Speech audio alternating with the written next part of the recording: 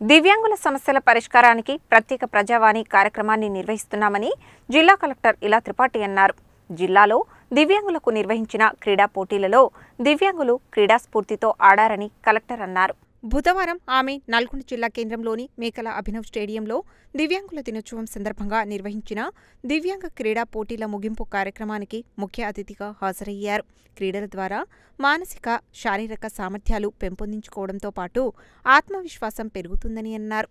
సమాజంలోని అందరితో పాటు దివ్యాంగులకు సమాన అవకాశాలు కల్పించడం ప్రభుత్వ లక్ష్యమని, ఇందుకుగాను విద్య, వైద్యం, ఉపాధి, నైపుణ్య అభివృద్ధి వంటి రంగాలలో చర్యలు తీసుకుంటున్నామని తెలిపారు. దివ్యాంగుల సమస్యలను పరిష్కరించడానికి రెవెన్యూ డివిజన్లు, మండలాలలో సమస్యలను ప్రభుత్వ దృష్టికి తీసుకువచ్చేందుకు ప్రత్యేక ప్రజావాణి కార్యక్రమాన్ని నిర్వహిస్తున్నామని, ఈ ప్రత్యేక ప్రజావాణిలో దివ్యాంగుల సమస్యలు పరిష్కరిస్తామని తెలిపారు. దివ్యాంగుల సంక్షేమం కోసం బ్యాటరీ మోటార్ వెహికల్స్, పింఛన్లను ప్రభుత్వం ఇస్తున్నదని, దివ్యాంగుల ఇతర సమస్యల పరిష్కారానికి రాష్ట్ర ప్రభుత్వానికి నివేదిక పంపిస్తామని అన్నారు. దివ్యాంగులు బాగా చదువుకోవాలని, అన్ని రంగాలలో అభివృద్ధిలోకి రావాలని ఆకాంక్షించారు. ఈ కార్యక్రమానికి అడిషనల్ ఎస్పీ పి రమేష్, జిల్లా సంక్షేమ అధికారి Krishnaveni, DRTO Shekar Reddy, DMHO doctor Putla Srinivas, DEO Bhikshapathi, జిల్లా క్రీడలు, యువజన సేవల అధికారి అక్బర్ అలీ, సిడిపిఓ హరిత తదితరులు ఉన్నారు.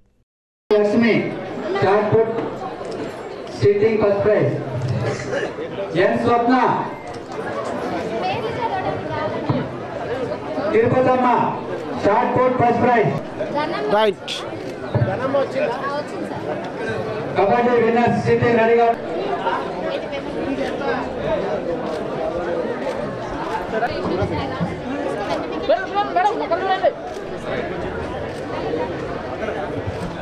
లాస్ట్ టైం ఈ వేదిక నుంచి మీకు కొన్ని ప్రామిస్లు, కొన్ని హామీలు ఇవ్వడం జరిగింది.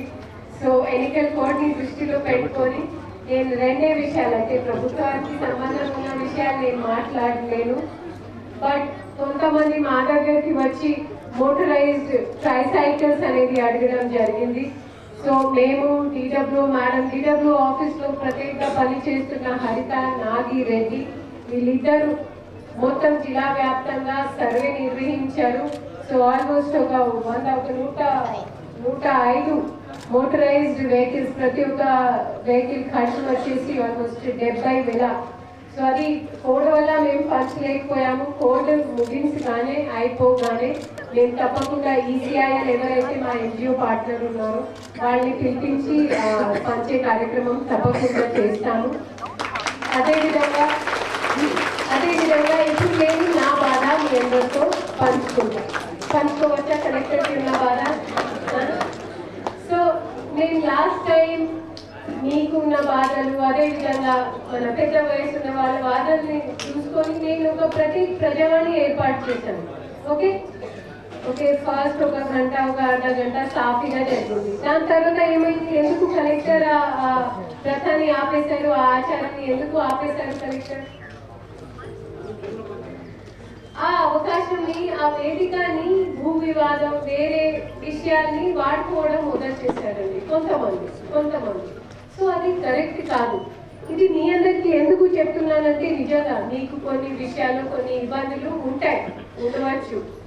సో అలాంటివి విషయాన్ని మేము దానికి ప్రాధాన్యత ఇవ్వడానికి ఆ వేదికని ఏర్పాటు చేశాము.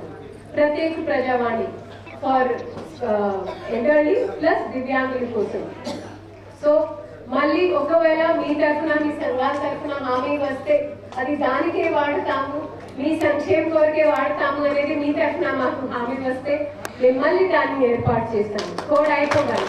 కానీ దాన్ని వాడుకుంటూ మా భూ వివాదం ఎవరొకరిని పట్టుకొని మా భూ వివాదం, మా ల్యాండ్ సమస్య సాల్వ్ చేయండి అనేది అది కరెక్ట్ కాదు.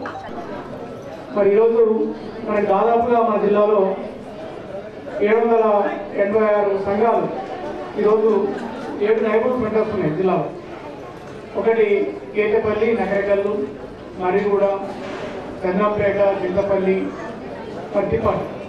ఈ 6 సెంటర్లలో మరి దివ్యాంగులకి శిక్షణ, అదేవిధంగా వారికి కావాల్సినటువంటి ఫిజియోథెరపీ అయితేంది, అదే కౌన్సిలింగ్ అనేది చేయడం జరుగుతాం. దాదాపుగా 146 మంది పిల్లలు ఉన్నారు. 146 మంది పిల్లలకి ఈరోజు ఈ సెంటర్ ద్వారా సేవ అనేది జరుగుతూ ఉంది డిఆర్డీఏలో. అదేవిధంగా ఈ నైపుణ్య సెంటర్స్లో 786 సంఘాలు ఉన్నాయి. 786 సంఘాలకి దాదాపు 5016 మంది సభ్యులు ఉన్నారు. మరి వీరందరికీ కూడా ఈరోజు అటు సిఏఎఫ్ ద్వారా, అదేవిధంగా బ్యాంక్ లీకేజ్ ద్వారా, అదేవిధంగా మరి శ్రీని ద్వారా దాదాపుగా 15 కోట్ల రూపాయలు ఈ సంవత్సరం లోన్ ఇవ్వలేదు. 15 కోట్ల రూపాయలు ఉన్నాయి. మరి ఎక్కడైతే నైపుణ్యం సెంటర్స్ ఉన్నాయో అక్కడే కాకుండా ఇప్పుడు ప్రభుత్వం కొత్తగా ప్రతి మండలంలో కూడా మరి దివ్యాంగులందరికీ కూడా సంఘాలు ఏర్పాటు చేయడం జరుగుతూ ఉంది. మరి ఇప్పటికీ దాదాపుగా 196 సంఘాలు కొత్త ఏర్పాటు చేయడం జరిగింది. అందరూ చాలా ఉత్సాహంగా దివ్యాంగ సోదర సోదరి మండలందరూ కూడా విద్యార్థులు అందరూ కూడా గత 2 రోజుల నుంచి చాలా ఉత్సాహంగా ఆటలు ఆడారు. ఈరోజు దినోత్సవాన్ని మనము చాలా సంతోషంగా ఉత్సాహంగా ఎంతో ఉత్సాహంగా నిర్వహించుకోవడం అనేది జరుగుతుంది. ఈ కార్యక్రమానికి ముఖ్య అతిథిగా మన జిల్లా గౌరవ కలెక్టర్ గారు విచ్చేసి వారి యొక్క అమూల్యమైన సందేశాన్ని దివ్యాంగ సోదర సోదరి మండలందరికీ కూడా కన్సర్న్ డిపార్ట్మెంట్స్ అందరికీ కూడా ఇవ్వడం జరిగింది.